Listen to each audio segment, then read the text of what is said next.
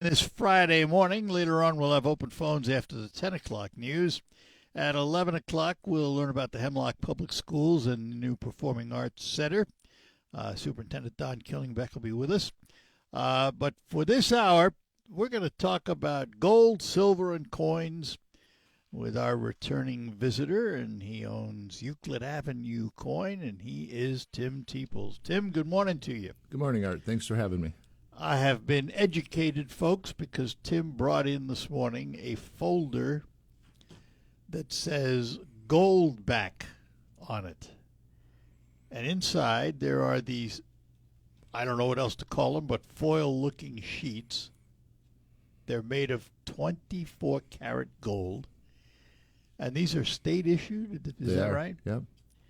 So, I mean, why? What are they? Well, they're not backed by the federal government. That's but good. there are now 10 states. Colorado just recently came on board that use goldbacks as a form of currency. Like they are legal tender in those states, which is kind of funny because you'd think that kind of goes against everything we're always taught, that the federal government makes all those type of monetary decisions. But they have a face value anywhere from 1/4 all the way up to 100. And then they're in gold weight, so they're I pure have gold. This one in my hand is Arizona Goldbacks, $2. So this is $2 currency value, It is. but it's 24 karat gold. That's correct. It has about So this is worth what? About $20? $13 worth of gold in it. Oh, and this does. Okay. Yeah, and it would sell because, of course, there's a production cost. There's a Right. premium like any other premium item. Those would sell for about $20, about 10 times face value. So you buy it for $20, Yeah. and you end up with $2 worth of currency. $2 worth of currency But the and gold. probably roughly $10 or $12 worth of gold at the current market. At the current market, yeah. Even though you're buying it today, it's like any other commodity. It could be worth more or less down the road. Now, of course, that's collector value, so that adds But some yet intrinsic you value. can use this as currency in Arizona. Is that Yep. right? And in corresponding states that participate with the Goldback program. It's a true thing. You can go right to goldback.com and see how it works. There's YouTube videos where you can watch merchants doing transactions with goldbacks. And like anything else that's desirable, they'll give you more than its value to use a goldback versus using American Well, cash, that was my next US question. money. If I walk into a store that takes goldbacks and I've got a $2 goldback and I say, okay, I want to use this, how Right. much are they going to give me? I would guess on average from the videos I've watched, because YouTube can be good and it can be bad. Yeah. But I watched one where it was a restaurant, small restaurant in a small town. I believe that was Arizona as well. And they gave the guy a 40% discount off of their menu prices by paying with goldbacks. So it's just, I guess, Everybody wins. They get a Yeah. little bit, yeah, just like if that place would take Morgan silver dollars, which have 3/4 of an ounce of silver in them, they should be worth more than just their $1 face value. They are, of course, and should be in the future as well. And the other thing about these that's phenomenal is the etching. Oh, the art's incredible. The Yeah, art is unbelievable. Yeah, I didn't have a Florida to bring you, but my opinion is the Florida ones are absolutely fantastic. They're actually going to be making some upgrades as they go too. Those are just new. Within the last 2 years, goldbacks have really kind of become a thing. And I do have people come into the shop and ask if we have any. Sometimes we don't because they sell fast. Are they dated? I can't. I don't believe they're actually dated. They not may be like- at the very bottom, but they've been around since about 2022. Yeah, 2022. This is amazing. So it's like almost a foil sheet. The ones that Tim brought me are in plastic containers to keep them nice, but they're like a foil sheet. Yeah, yep. And If it you're tells you allowed, the weight of the gold on it too. right? If you're allowed to, which I don't do enough business with them. I'm not an authorized dealer of goldbacks. I have to buy them through a wholesaler. You can buy them in packs of 100. So imagine if you had a $100 goldback, which is a tenth of an ounce, that would be 10 ounces of gold in goldback form. For negotiation, for putting away for investment purposes or whatever it is that someone was doing. There are videos out there also available on YouTube where you can watch and why they would do this other than for likes and views and commission off of the YouTube program, they melt those down and make ingots out of them, and they will melt just like It's gold. a gold ring. It's yeah, just 24 karat gold, absolutely which pure gold. means it's fragile It is. Yeah. because 24 karat gold is as soft as you can get gold, right? Right. Yeah. Yeah, those will fold quite easily, and if you put a crease in there like other metals, the crease will stay there. I mean, you can flatten that back out, but you're always going to see that. It's like a dent on a car. The best you can do is try to work it out. Why would you do that? You wouldn't fold these and put them in your pocket? I mean, No, that's why when we put them in an individual sleeve for everybody when they come in and want to handle them and look at them, because until they purchase them, we want them to stay as pristine as possible. Yeah, I was going They to can say. do whatever they want with them after they take ownership. I certainly won't fold them. I won't take them out of the No, case. they're a great conversation piece. They're economical. We sell hundreds and hundreds of those during the month of December for stocking stuffers because most people haven't seen them. How long has the program been around? Going on about 4 years now. Yeah, we started carrying about 2.5 years ago. I didn't even know they were a thing until someone brought them in out of an estate. So is there a collectability factor yet, where you're trying to collect all of the different ones? There is. So I was hoping I could remember the state. If my friend David was here, he knows because he knows those real well. So in 1916, we had a standing Liberty quarter. And the standing Liberty quarter came out again in 17, I believe. Get my dates right, 16 or 17. And the Lady Liberty had a little bit too much exposure on her front. It was a Type 1. So they called it back because people were offended by the way the coin looked, as if they didn't have better things to worry about. But they pulled it back. So one of the gold backs is done quite revealing. I mean, the lady is really? a full-figured lady, let's put it that way. And so they have actually pulled that back. So that particular note, and I might even they pulled that back, too. They pulled it back. They're redesigning it because Yeah. apparently somebody was offended by it, Yeah. or an organization was offended. So that particular one, I'll try to find one if I have one at the shop, and I'll bring you one because that one you can put away for collectability reasons. But it's being redesigned for that simple reason. Somebody was offended by the lady's clothing position, I'll put it that way. And what are those Liberty callback coins worth? Are any of them out there? If you can ascertain that it's a Type 1, even in worn condition, $80 to $100. And if it was uncirculated, oh, yeah. $20,000. Yeah. What a difference. Yeah. What a Yeah, I mean, difference wear condition makes. matters. It's That's big in the coin collecting business. I Right. mean, that's why there's grading services out there. right. A mid-grade unclean coin is worth more than, or at least as much as, a cleaned coin that's 2 grades higher. Because By cleaned, you mean somebody cleaned it. wiped or dipped and conditioned Ugh. to make it. I was always told that ruins. It really value. does. We encourage people not to, even on bullion coins, even on silver eagles. We have a few people that come in and they want the toned coins because nature did that. You can Right. tone them with a torch, you can tone them with egg yolks and different things, but when nature does it, it's generally done because of sulfur in the air, hand oil, perspiration, salt will cause all that natural toning. And All right, we're gonna talk about that, the proper way to keep this stuff when we return. We're talking to Tim Teeples. Tim has Euclid Avenue Coins in Bay City, and he deals in gold, silver, and coins. And we'll have more for you when we return. On BritBox, your next hit.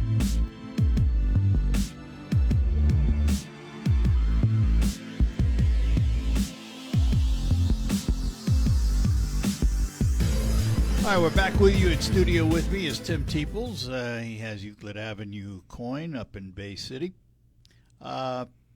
So I buy bullion or I buy coins, physically have them in my possession. How does one keep those things? well, the first thing that you need to do is keep quiet. Don't tell wanna anybody you have tell it, right? Anyone. We hear war stories all the time, and it's unfortunate. People come in and, oh, we had a collection and someone broke in. Now, in my lifetime, I don't know if I've ever known anybody that was actually broken in, but now that I've been in the coin business, I've probably heard it 100 times in the last 6-7 years about people getting broken in and people stealing their things. So keep it quiet, keep them dry, and keep them in an area that doesn't have like a lot of UV light, direct sunlight. Safes obviously work great, but I was going to say, I can't imagine keeping gold in a house without a safe. a lot of people do. But and I'm not an insurance agent, and I don't ever want anybody to think I'm giving them direct financial advice. Right. But most homeowners policies don't have a provision to cover precious metals, guns, ATVs. Those are available sometimes with the rider, and in some cases not at all. So you really got to be careful. In all things, people hear these stories about safe deposit boxes, and if the federal government raids the banks and takes out, you'll have plenty of opportunity to retrieve your things beforehand. So I think a safe deposit box, I use one myself. Even though I have 4 safes, I still think a safe deposit box is a good place to put those things that you're really, really concerned about, and you want to keep them kind of in a area where other people will not have access to them. Well, it also takes away the temptation of handling them and doing all of that. Right. Handling gold doesn't affect it, does it? Not too much. I mean, gold really doesn't tarnish. It doesn't corrode. Right. Other metals do. Right. Pennies found in the ground will corrode. Silver will tarnish to some degree. So let's talk about silver for a minute, because obviously there's a market in silver coin. Right. If I came into you and I bought some silver dollars, all right, decent quality, good quality silver dollars, how should I keep those? How should I store them? Well, everything in our store comes in a capsule. Everything. It's called an airtight. Yeah. Even bullion. When we get in Buffalo No rounds, kidding. Yeah. I have either myself or one of the employees will put them in with, we have black cloth gloves. They're free to customers if they want some. We have them sitting right out there because you want to keep the hand oil and perspiration off. We've seen metal come in that's years old that someone had stored away that actually will have a fingerprint on it that won't come off because somehow it's worked its way over time into those coins, which it's kind of cool, but really you should want to keep these as pristine as possible. Yeah, it does impact the value. Right. Doesn't it? One of the terms used in coins is blast white. So a blast white Morgan silver dollar is going to garner more money than a toned one. There are some people that like toners. Maybe 8-9% of the population likes the ones that are heavily toned, but it really does take away some of the detail. So blast white is like it comes out of right, brilliant the uncirculated. print. Yeah, is close to genuine, and not genuine as pristine as brand new as you can get. Those are the ones that I like. Now, of course, those are more expensive, and there's a couple people that come in. There's a guy, his name happens to be Tito. He comes in all the time. He loves toned American Eagles. He just loves the toned Eagles. Okay, yeah. But there's 10 people for every Tito that come in that want them to be fresh out of the tube. They want them as uncirculated as possible. Yeah. So, to our listeners, if you have any questions about coins, gold, silver, this is your opportunity. Give us a call, 989-752-6111. With the price of gold running the roller coaster it's been running, how do you as a dealer deal with it? I mean, you have to guess what the value is in front of you? yeah, we have to remain cautiously optimistic, I guess is the best way to say it. I mean, there's days we lose. It's a commodity. And if you don't have a tolerance for risk, this is not really the business to be in. Although if you're a long-term stacker or someone who's putting this away for a future use or for your family, or you're trying to find a hedge against inflation, it's probably a pretty safe bet. It's been moving a lot. I mean, in the last 30 days, gold's moved up about $300 an ounce, which is a pretty nice move. Silver has moved up about 3% as well, but of course, the silver ratio to the gold ratio is pretty high right now. I mean, it takes quite a bit of silver to get an ounce of gold. During COVID, we saw it as low as 65 to 1. We saw it as high as 120 to 1. So a lot of people will play the market, and we have no problem working with them to do that. If you said, hey, I'd like to convert my silver to gold or my gold to silver because I think it's to my advantage, we need both for inventory. So we're going to treat each transaction the same way. If you brought in, a couple hundred ounces of silver, we're going to convert it to gold, and then we're going to take a 3 to 5% margin because we have to stay in business. Yeah, right. We're not a charity. You have to make a profit, obviously. Right. Yeah. So yeah, it's good. I mean, if the average person that comes in the shop is a silver buyer, the average person, when I say the general public, they don't come in looking to spend $4,000, $4,500 for one piece of gold. That's not really how it works. But we also have a certain group of folks that'll come in and buy 5 ounces of gold at one time. The most I've ever heard, although I didn't actually see it in person, is I had one customer that said that we had gotten him, by not all of them, but we sold him some gold that put him at 850 ounces of physical gold. Now, that's today's market. That's That's a roughly retirement. $3.5 million. Yeah, I was going to say that's a retirement. But there's plateaus that people try to get to, and it does have addictive qualities. I fell victim to it myself. I say victim, but it worked out in the long run. I started buying silver 7 or 8 years ago, and then I felt like I was buying silver every day. I mean, when I had downtime or some extra money, I'm investing in silver, whether it was Walking Liberty $50 or Morgan dollars You were buying or Silver coin Eagles. primarily. Is that the way most people buy silver as opposed to ingots? No, most people. Our collector customers are probably 1 out of 20. We have coins in the shop that have been there for 5 or 6 years, not because they're too expensive, not because they're not desirable, but it's just such a niche market. Most customers that come in are buying between 5 and 20 ounces of silver.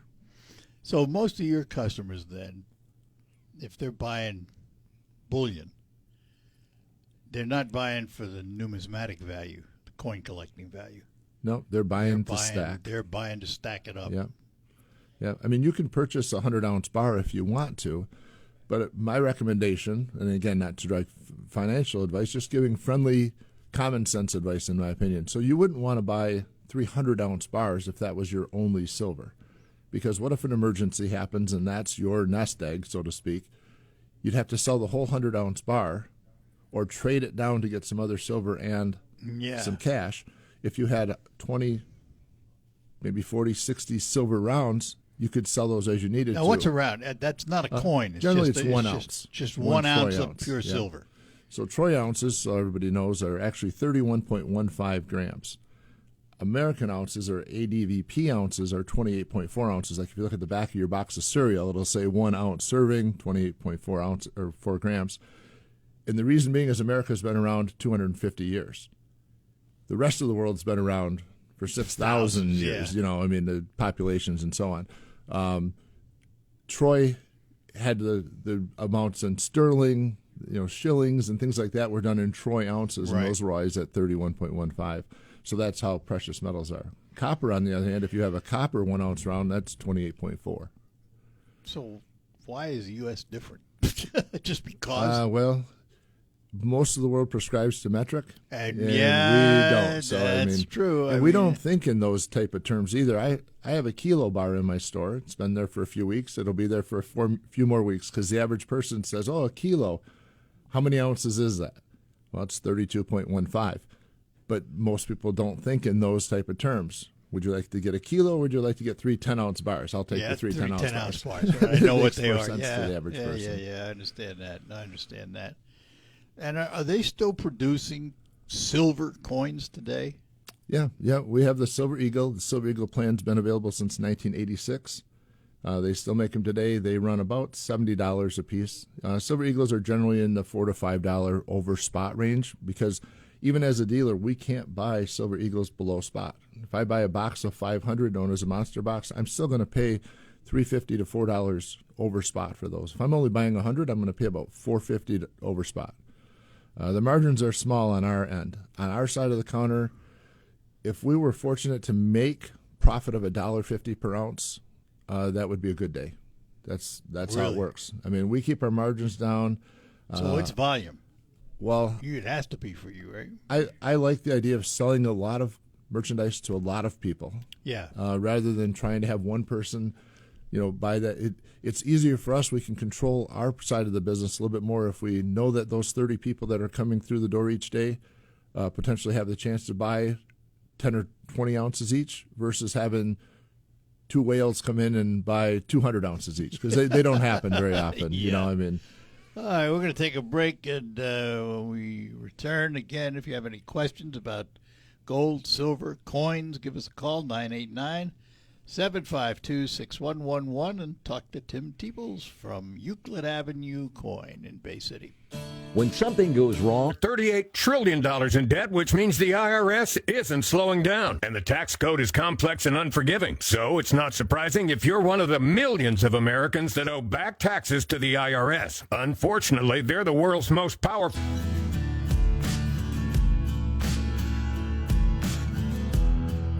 And we're back with you talking to Tim Teeples from Euclid Avenue Coin in Bay City. And we have Jim in Saginaw. Jim, you're on with Tim this morning. Good morning. Good morning. Tim, I have an 1878 Morgan silver dollar. Okay. It's not pristine. It's obviously been in circulation, but any idea what something like that would be worth? Well, there's a lot of varieties with 78. That's the first year. The mint mark matters. I'm sure you know where the mint mark is, above the word dollar, under the eagle feather on the back. It's either going to be blank, it's going to have an S, or it's going to have a CC on it. If it's blank, it's Philadelphia. If it has an S, it's San Francisco. And if it's CC, it's Carson City, which is the most valuable option. But there's also some varieties with that coin. It could be 8-tail feathers, 7-tail feathers, 8 over 7. So if it was just a general coin, the rim's in fairly good shape. You can see the date. In our store, we'd buy that for $40. I'd sell it for $42. It could be one of the varieties. It could be worth a couple $1,000s. If it's one of the varieties, yeah. Right. I'd have to bring it in. My eyesight is not good enough to. Yeah. It doesn't Well, you appear want to there's- do that anyway because, obviously Tim is sitting here on the radio, so he can't see it, feel it, look at it. Right. Right. So- Yeah, if you brought it in, we'd test it with a Metalytics machine called a Sigma. It's a piece of plastic. It's a $1,500 piece of plastic, and it will tell us the composition of the coin to make sure that it's legit. And if we have any doubt, we'll weigh it. That coin, brand new, weighed 26.73 grams, and even a fairly worn Morgan dollar is still going to weigh 26 grams. It takes a lot of wear and tear to reduce that by a gram. A gram is still a fairly large amount in the precious metals business. Okay. All right. I will stop by and have you take a look at it. Sure. then. Yeah, There you go. we're happy to look at it. Well, we always give you an appraisal at no charge, and we'll give you an offer if you want to sell it, but there's no commitment to feel like you need to sell us anything. Very good. Thank you very much. You're welcome. Bye-bye now. Is there pretty much a minimum for a silver dollar? Somebody brings an old worn silver dollar. Well, the melt value on a Morgan silver dollar today is in about the $45 range. So, I mean, even if it's beat up, the funny thing is that 90% silver, or junk silver, constitutional silver as it's known, the market is weak on that right now. And the only thing that I can figure out is that when silver went crazy, everybody's mom and grandpa and uncle and aunt that had a jar of silver coins put away took it in, a coin shop like mine, bought it, sent it into a refiner if we had an abundance. If we have more than $2,000 face value of 90%, then we usually try to move some of that out. We're just not going to sell that much.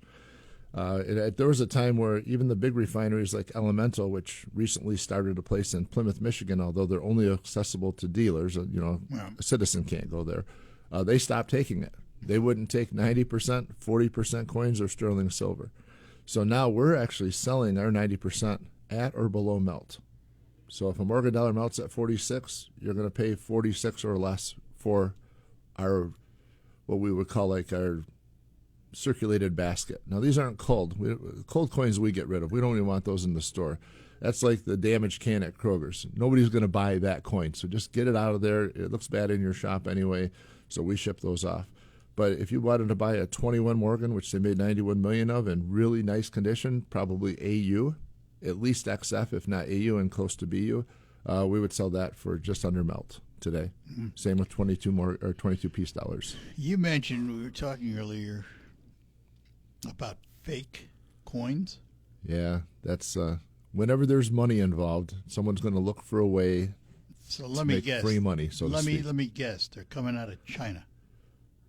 I would guess that's where most of them come from. So there's an interesting website out there called Wish.com. And oddly enough, you can go to Wish.com and buy just about any year Morgan dollar that you want for $1 or $2. And whatever way they're able to do it, it must be a lot of subsidization through the Chinese government, because you can get something airmailed to you within a few days from Wish.com, and the charge on there is virtually nothing. So somebody's paying for you to get that cheap. So the market is pretty much flooded with them. So But the they're fake not. They're ones- not silver, are they? No. We can usually tell just by look. They have more of a gunmetal gray to them than a silver look. They're light. After you've done this for a while, you can hold a fake one in your right hand, a real one in your left hand. You can feel the differential. The fake ones generally weigh 24 grams or less. The head of the Morgan dollar, the Lady Liberty, is usually bigger than the traditional one. They still say $1. They look just like, but they're counterfeits. They're absolutely counterfeit. So There's no reason for anybody to buy those. I'd be happy to give you a good deal on a real one rather than have you buy 10 fake ones. I've got a whole bag of fake ones. Well, this is a buyer beware thing online, right? Oh, absolutely, yeah. And sometimes if you pay with PayPal and some of those other services, you can find a way to get your money back. But I think what they're hoping is they do enough volume of fakes, and it's such a hassle to bring it back in or send it back in and try to get your money back that people say, well, I kind of figured it wasn't going to be real. Well, don't throw your money away. Spend a little bit more and get the real thing. I've got a whole bag of fake Morgan dollars at my store that came out of an estate. And one of the funny things is if you look at the face of a Morgan dollar or peace dollar and flip it over 180 degrees, the eagle will be the right way up. Often on the fake ones, it's the opposite way. They make it the opposite way. Now, I don't know if it's done on purpose to try to make it so that they can argue that it's not truly a counterfeit and it's not a federal offense to make that coin, but they probably aren't thinking it that deeply. But I don't think they're worried about federal offense. I don't think so either. I think they're just trying to be corrupt and make easy money. It's always fascinating to me, this whole thing about fakes. In order to produce a coin, even a fake one, you got to have the machinery. Right. You have to have the people that can sculpt the original. I mean, right. You have all of that going to make it a fake coin. Yep. But out of one die set, they must know that somebody's buying them, I guess. Well, one die set, though, I would imagine, this is a rough figure, but I would guess you could get a couple 100,000 out of one die set. Yeah. So the blanks, if it's a true coin, it's called a planchet before it has anything stamped on it. So the funny thing is that the planchet from a 93S Morgan dollar and the planchet from a 1921 Morgan dollar that they made 91 million of is exactly the same content, the same size, 39 millimeters, 26.73 grams. But what was stamped on that coin takes it from being a $50 coin to being a $5,000 coin if it's a 93S in really nice condition. It could even be more than that. A really nice one's 100,000. And that has to do with how many they manufacture. Right. Yeah, that one they made about 100,000. The 1921s they made 91 million. Yeah. So they made a lot of those. But what happened in 1904, they stopped making the Morgan dollar, and then we had the Pittman Act, and I believe it was 1918, where they decided that the American people should voluntarily turn in all their silver and gold because the federal government needed it. The government valued the gold at that time at $20, so you could turn in your gold Liberty. The bank would give you a $20 gold coin, which is really nice today. That bill in good shape's worth about $400. That $20 gold piece is worth around $4,400. So within a couple of years after getting all of the gold, or the gold that people turned in, they revalued the gold. That's why wouldn't the government do that at $35 an ounce? 35 or 32? I always thought 32 was a benchmark. I think it was 35. But somewhere in there. It's one of those. It's in that neighborhood. But that's the kind of thing that the American public fell prey to. So that's your own government. Well, and people followed. I mean, whether they should have or not, and I don't want to take a political stance on anything on your show, but you have to just use due diligence. I mean, we don't want to break the law. Of course, you got to follow the law, and the way I understood it, and I've only read through the Pittman Act once or twice in my whole life.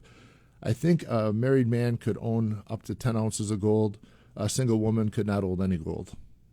So I mean, really? it was tied into your gender, your marital status, and I'm sure a lot of people that turned it in were regretful, but they were trying to do the right thing, and I'm sure a lot of people didn't turn in their gold. Yeah. They put it somewhere else. They shipped it overseas, kept it somewhere under the mattress, whatever they did with whatever they do with Yeah. it. We'll take a break. We're talking to Tim Teeples from Euclid Avenue Coin in Bay City. We'll tell you more about it. When we return, I want to talk about potholes, because if you hit enough of them, you are going to impact your car's alignment. And our friends at Quick Lane Freeland are offering you a complimentary alignment check. That's right. It only takes 15, 20 minutes. They put your car up on a rack. They attach these devices to your wheels, and they have this big machine that reads through laser and accurately measures all of the parameters for your car. And it's really accurate, and you get a printout, and you'll see exactly what your camber and tow in and all that good stuff is. It's quite the device, and it's a complimentary alignment check. Doesn't cost you a thing, and they'll tell you if you need any service work done.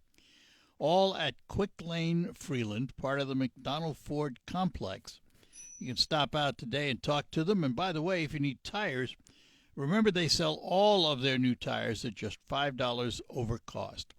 Quick Lane Freeland, part of McDonald Ford, and those two names, McDonald Ford and Quick Lane Freeland, are there to serve all your automotive needs in 2026. Service. It's hard to find.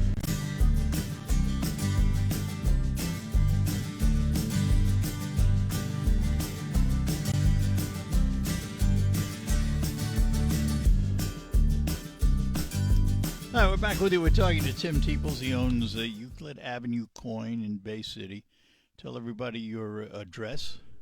We're located at 602 North Euclid. We're directly across the street from the Salvation Army Family Store and Better Made Chips. Ah, yeah. Just down the road from Speedway. There you go. South of Speedway. What kind of hours do you keep, Tim? 11 to 5, Monday through Friday. Saturdays, 11 to 4. Closed on Sunday. Yeah. And so everybody understands your services. How do you describe what you sell in your store?